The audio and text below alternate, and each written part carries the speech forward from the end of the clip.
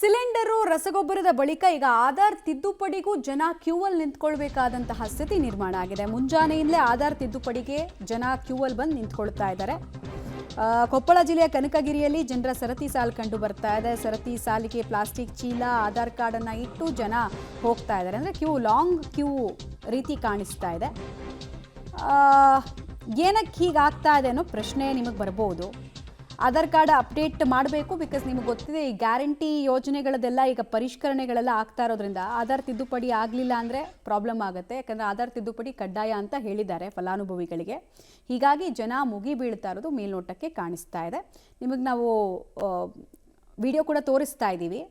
ಆಮೇಲೆ ಜನನೇ ಮಾತಾಡ್ಕೊಂಡು ಒಂದು ಅಂಡರ್ಸ್ಟ್ಯಾಂಡಿಂಗ್ನಲ್ಲಿ ತಮಗೆ ಸಂಬಂಧಪಟ್ಟಿದ್ದ ವಸ್ತುನೆಲ್ಲ ಇಟ್ಟು ಅಲ್ಲಿಂದ ಹೋಗ್ತಿದ್ದಾರೆ. ಎಷ್ಟು ಗಂಟೆ ಅಂತ ಕಾಯೋಕ್ಕಾಗುತ್ತೆ ಕ್ಯೂನಲ್ಲಿ ಅನ್ನೋದು ಜನರದ್ದು ಒಂದು ವಾದ.